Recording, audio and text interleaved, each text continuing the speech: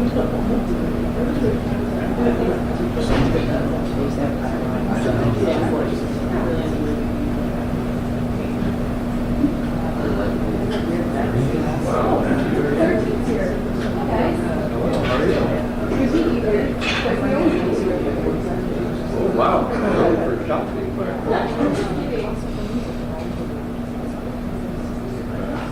What time do you guys leave?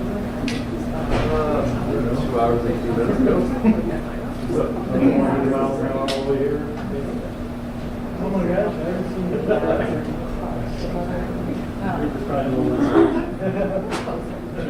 I like the hat. Oh, is that where? Yeah, maybe. Yeah. Sean says, I would wear it well.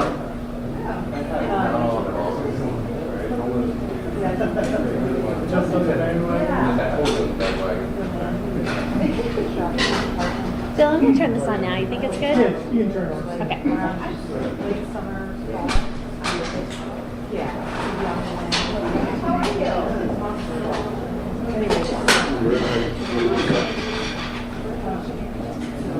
Hey, Sean. Parents will sit together, do something weird. Okay. Except when. Okay.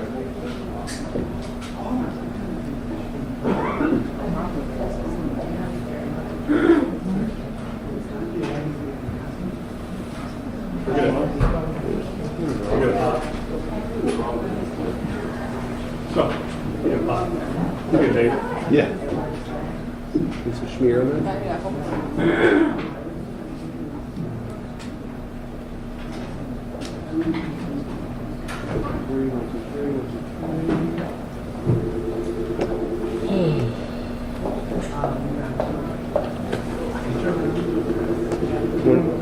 No, you're going to. Yeah. Okay.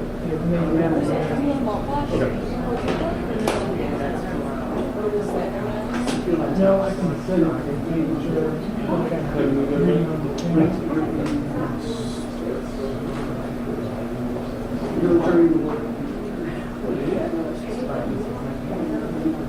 Yeah, this is just for the last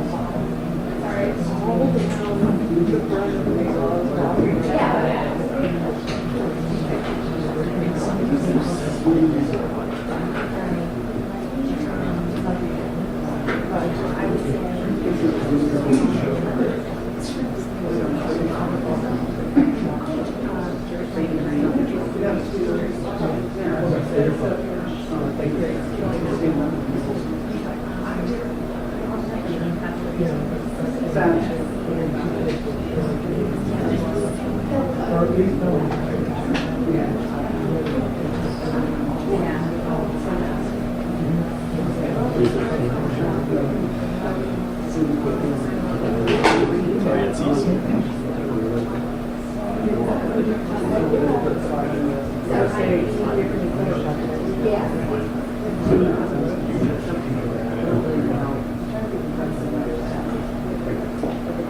Head back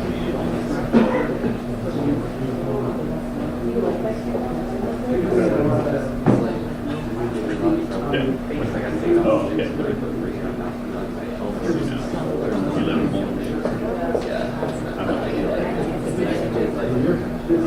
guess I graduated in 90. Back then it was called radio.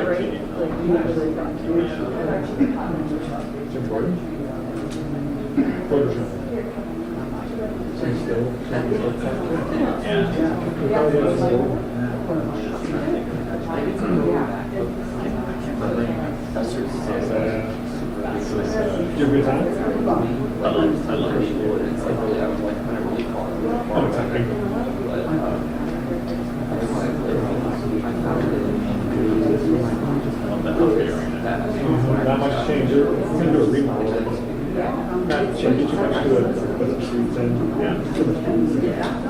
Yeah, so it's all the same. They just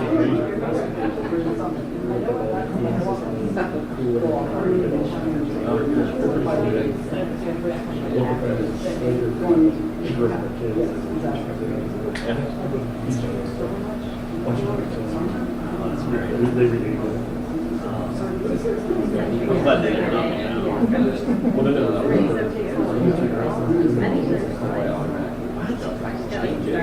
It's Taiwan. One of the border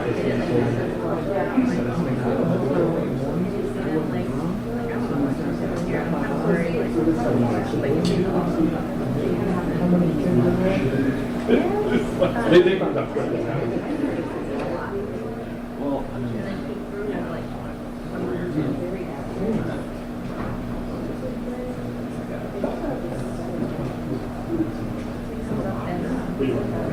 Yeah, I love when it comes up now because I can actually check it. But if I'm looking at yeah, so it's like the app. It's always right there. And, really forward to like what they did all day. Like it will tell you Friday. Tells you like what you do like fashion. I know. I call it their Why don't you sit here? Have them.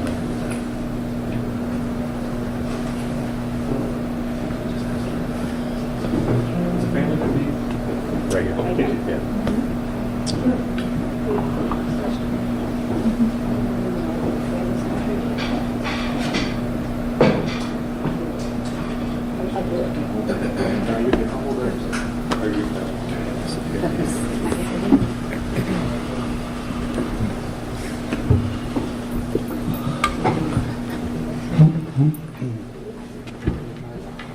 Do we need a microphone? This one? So anybody need a test? This one? Test? Can you put the ship? Excuse this guy, sorry. Anybody else? How about this one? Just one move? Good.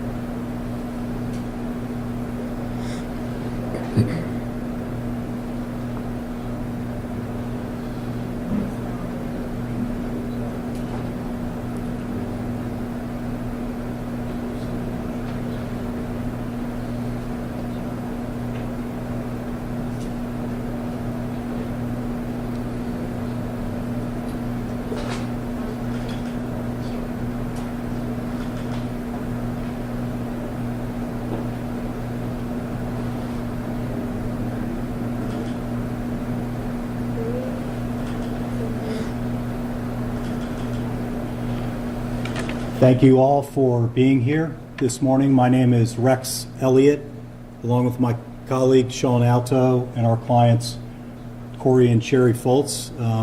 This is a historic day in the battle to end hazing in this country. You are here today because we have resolved our dispute with Bowling Green State University. The terms of the settlement are a $2.9 million payment from Bowling Green to the estate of Stone Foltz. But most importantly, there is a commitment by Bowling Green to partner with the Foltz family in the effort to eradicate hazing in this country. I think it's important and historic because what we have here is a university that is stepping up. There is no chance that we are ever going to stop hazing in this country if universities don't take a more proactive stance to enforce anti-hazing rules on college campuses in this country. We all know here that there has been a death on a college campus in this country every single year for over 60 years. And until universities become more involved in putting a stop to this behavior, we're going to see more deaths, and we don't want that to occur. I specifically would like to thank President Dr. Rodney Rogers, the president of Bowling Green State University, and his general counsel, Natalie Jackson. These are two people that understand the problem, the epidemic of hazing in this country, and I believe that they are committed to partnering with us to put a stop to hazing, certainly at Bowling Green and other campuses in the state of Ohio and beyond. I think it's important to understand that through this partnership, I think we'll make Bowling Green State University one of the safest campuses in this country, and it's our hope that colleges from here forward follow the lead of Dr. Rogers and General Counsel Jackson and Bowling Green State University in putting a stop to this. The final thing I want to say is I have personally called for an end to pledge programs in Greek organizations in this country. I think dramatic reform is needed, and it's needed right now if we're going to put a stop to this. The reality is that Greek organizations will not survive in this country if hazing does not come to an end. There is value to Greek organizations. There are good social lessons that can be taught. There is learning, and there is great charitable and philanthropic activities that occur through Greek organizations. But hazing and pledge programs are a relic of the past. All the deaths and injuries that we are seeing on college campuses in this country are coming through the pledging process. Active members have something the pledges want, and the pledges will do almost anything they're told to do to get it. And we have to put a stop to that. And so I've asked the Inter-University Council to take a gigantic step here and to eliminate pledge programs on college campuses in the state of Ohio and beyond, but at a bare minimum, dramatic reform is needed with these pledge programs if we are going to make sure that we don't have press conferences like this for any other family at any point in time in the future. Our goal is to eradicate hazing so no family ever has to go through this again. And one of the great things that the settlement will do is to enable the I Am Stone Foltz Foundation to continue their efforts through Cory and Shari and DJ, Stone's aunt, to eliminate hazing in this country. So with that said, I open the floor to questions. Sean and I are able to handle any questions relating to the legal process, and you're free to ask Cory and Shari any questions you want to about this settlement or the lawsuit. Rex, you couldn't get a jury to convict on the most serious charges. I mean, how does that weigh into all of this? The jury obviously said there was some personal responsibility elements to it and didn't quite blame the hazing, and yet, you know, your contention is that the hazing definitely influenced the pledges want something, the people in control have the power. I mean, how does that all play into this? Yeah, and keep in mind the jury did convict them of hazing, and under the law as it existed before Collins law, those convictions would have been felonies now, and we would have seen much larger prison sentences. But Tom, the answer to your question is there's an imbalance of power here, and there isn't freedom of choice. These kids are so invested in the process that when they get to the end and there's a big brother, little brother event like this, and all their active members are telling them this has happened for years and years and years and nobody's been hurt, they suck it up and they think they're going to go through one more thing to get the prize that they're looking for, and something like this happens. So that's what I'm saying we eliminate if we get rid of the pledging process. We eliminate all this stuff, and then we can have Greek organizations that provide value to society, because I don't think anybody sitting here at this table wants Greek organizations to go away, but hear my words, if hazing continues, Greek organizations will not survive. Shari, what are your thoughts on this settlement now that it has a dollar figure and now that this portion seems to be over? What's running through your head today? Obviously, the money has nothing that means anything to us because it's not going to bring Stone back. But what it does allow is us to move forward and help us through the foundation, as Rex mentioned, continue the education piece of it, and teach the students, the community, the parents, about hazing, and we can continue our fight in saving lives. Would you say this is closure for you and your family? There's never going to be any closure. Nothing's going to bring Stone back, obviously, so that piece of our heart's never going to be filled again. So closure's never going to be there for us. Shari and Cory, talk about what it's been like for you to be here today, sitting alongside representatives from Bowling Green State University and coming to this settlement together. What message do you want that to send, that you've arrived at this settlement together and there's a bigger mission here? From day one, we've always wanted the same thing as Bowling Green, to eradicate hazing across the country. So I strongly believe that today, moving forward, we can work with Bowling Green, and Bowling Green will be one of the first universities to take the big step towards eliminating hazing across this country. And let me tag team on that. Dr. Rogers, the president of Bowling Green State University, and his general counsel, Natalie Jackson, were in this office just days after Stone passed away. These are administrators that are good people, and they took it personally. And I believe that they are fully committed to joining with us to put a stop to this, first on their campus, but I think their interest is on no college ever having to experience what they've experienced here, and no family having to experience what the Foltz family has gone through. Shari and Cory, how does this feel different from the end of the criminal trial in the civil portion?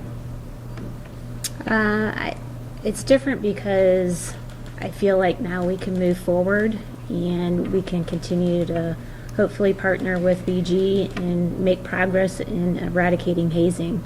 Whereas the criminal trial, we had no control over it really. Now we have control with BG and hopefully can again work together and continue the education piece of it. We can make today a positive move where after the criminal trial, no one won. We left there as grieving parents, and those individual boys that were involved left there as criminals. It was a no-win situation after the criminal trial. And let's all keep in mind that these young kids do have responsibility for what happens in these situations, but they're just behaving within a system that was created for them years and years ago by adults. And one of the things that we think is monumental with this resolution is that we have a university that is now at the table and is in the room. We have an adult in the room to help us put a stop to this. I think the judge in the criminal trial couldn't have said it any clearer at the sentencing. If we are going to continue to foist responsibility to end hazing on 18 to 22-year-old kids, it's never going to end. We now have the adults in the room, and that's where the change is going to occur. So how do you then stop behavior on a Saturday night at 10 p.m. when you have all those adults that you say are in the room, but it's Saturday night at 10 p.m., there's no adults, it's 18 and 22-year-olds? Well, if you get rid of the pledge program and you have these ritualistic events that are replete with alcohol and drugs, you'll go a long way. But let's face it, we have a problem with alcohol abuse on college campuses, and that's not an issue we're here to talk about today, but it's a big problem, and it needs to be tackled as well. Can you talk at all about specifics with the Stone Foltz Foundation, some of the specific work that's going to be done? You talk about some training. Is there anything beyond that you can think of, or expansion of some of the work that you will do? Yeah, yes, we hope to continue the education. We want to take that further. We think it's important to get it into the high schools, just because it's going to be, before they go off to college. We need to teach them about the, peer pressure and belonging. We need to give them a sense of, how to handle that before they get off to college and, have their own responsibilities and becoming an adult and making those decisions. I think the education is going to be a huge part of it, and we will continue that, and we will continue to fight on until we can, get this education passed and into the schools. With our foundation, we have done several different speaking engagements, and part of our training is just as simple as alcohol poisoning, to know how much is too much. And we really want to get that out in front of parents so they can get involved with their children and help keep them safe and make the right decisions, as well as with high school and middle school kids to understand how much is too much of alcohol. What do you think Stone would say today? I think he would tell us he's proud of us. He knows we have the fight in us and we won't stop. And that day in the hospital, I'm making that promise to him that we would end hazing and we wouldn't allow this to happen to anyone else. And I think he would be proud because he knows that's exactly what we're doing. And I think he'd be smiling. I think he'd be very happy to hear that we're caring for other parents' children as well. I mean, to this day, we hear stories of Stone and how he's touched other individuals. So I think he would be very proud that we're continuing his legacy by helping others. If a high school parent came to either one of you and said, hey, I'm thinking about my kid pledging a fraternity, after everything you two have been to, what would you say to that family?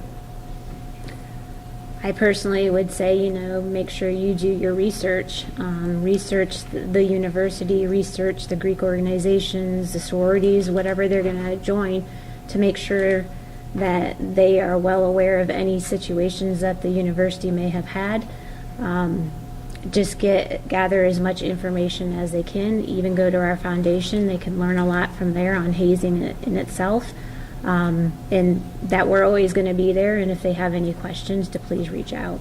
A lot of the harm during the fraternity and sorority process happens during the rush week. If I was talking to another dad one-on-one, I would ask him to ask those difficult questions. Once you receive your invite, are you considered in the fraternity or sorority? Or do you go through a long rush process, and to ask those questions and prep your child for things like being forced to consume a large quantity of alcohol, swim across a river to the other side in the middle of the night, or anything that's going to put them in harm. I would just try to help those parents understand and ask those difficult questions. Rex, what can other university administrators and leaders learn from this settlement? Well, I think they can learn, first of all, that there's tremendous exposure under Ohio law for universities that don't proactively enforce anti-hazing policies. Universities have been really good historically in punishing after the event occurs, but they haven't been very good putting a stop to this stuff before it takes place. So I think that hopefully the message this sends is that universities need to do a much better job of proactively enforcing their policies, getting into these houses. I again personally think if they eliminate pledge programs, they will make life a lot easier on themselves. But whatever reform they take, they need to get more actively involved in the entire process in order to make sure this doesn't happen. I can promise you this. This was not a good event for Dr. Rogers, Natalie Jackson, Bowling Green State University. They never want this to happen again on their campus. And if there are universities out there where it hasn't happened, it's just a matter of time if you continue to allow hazing to go on your campuses. Unfortunately, in the last 10 years, alcohol and drugs have become a real problem in the pledging process. So my message would be to universities, watch what Bowling Green's going to do and follow suit, but get involved and be way more aggressive in enforcing your policies. How does this payout compare to previous ones? As far as we can tell, this is the largest by a public university in the history of hazing litigation, and by millions of dollars. And kudos to Bowling Green and the state of Ohio for understanding the importance of sending a message in this case that this has got to stop, at least in the state of Ohio and hopefully beyond. Can you talk about where you are at in the process of Bowling Green being the example you hope to set statewide? Where is that ask currently right now about Greek life and hazing? What's the status of that ask? Yeah, well, so I asked the IUC months ago to put an end to pledging on public universities. My view is that when the public universities in the state do something dramatic in this area, that all other universities will follow suit. They will see the blueprint. And, we're waiting on that, but that's what I'd ask. I'd ask for dramatic reform, and not next fall, now. These pledging, by the way, on many universities in the state of Ohio are happening right now. And so you need to step in and start taking dramatic action immediately. To the Foltz family, what are you going, can you talk more about what you're going to do with the money?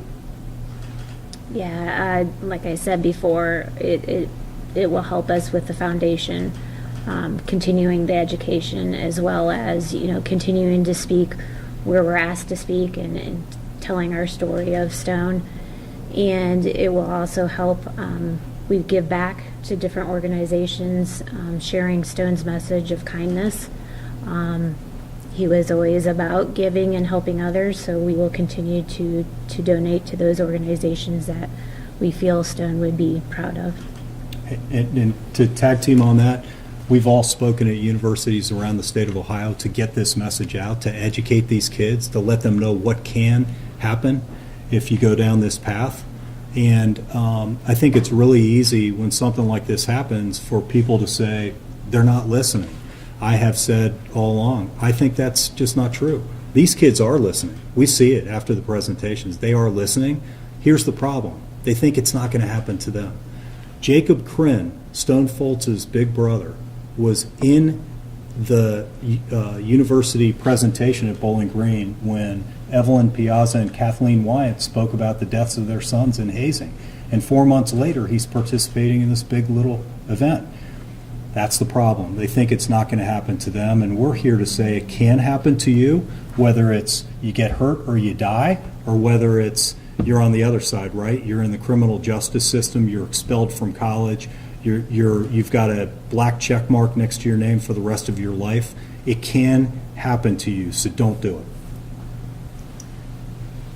Okay, Rex, I have one question online. Can you provide more details about the settlements against the fraternity and its members? Yeah, so we settled our case against the national fraternity, the Pike National Fraternity, long ago.